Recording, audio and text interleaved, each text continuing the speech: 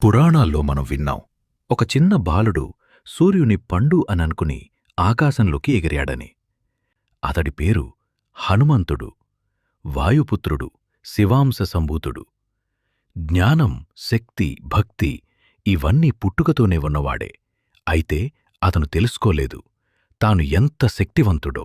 ఒక ఉదయం సూర్యుడు ఆకాశంలో ఉదయించాడు. ఆ తేజస్సును చూసి హనుమంతుడు ఆశ్చర్యపోయాడు.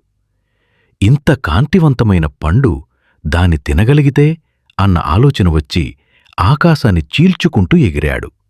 అతను ఎగిరిన దృశ్యం దేవతలకే భయపెట్టింది. ఆకాశంలో వేగంగా ఎగిరే అతడి శరీరం చుట్టూ దివ్య కాంతి, గాలి, మేఘాలు అతని వెంట ప్రయాణించాయి. అప్పటివరకు ఎవరూ సూర్యుడికి దగ్గరగా వెళ్ళలేదు. కాని చిన్న బాలుడు అతనితో తలపడి వస్తున్నాడు. ఇది పాపం కాదు, ఇది పరాక్రమం. సూర్యుడు స్తంభించి చూస్తున్నాడు. ఇంద్రుడు కోపంతో వజ్రాయుధం విసిరాడు. హనుమంతుడు భూమికి పడిపోయాడు. ఆ శిశువుపై తాను దెబ్బకొట్టానని తెలిసి ఇంద్రుడు దిగులుతో ఉన్నాడు. వాయుదేవుడు శ్వాసను ఆపేశాడు. ఆ తర్వాత దేవతలందరూ వచ్చాడు. శివుడు, విష్ణువు, బ్రహ్మ ఆ బాలుడికి వరాల వర్షం కురిపించారు.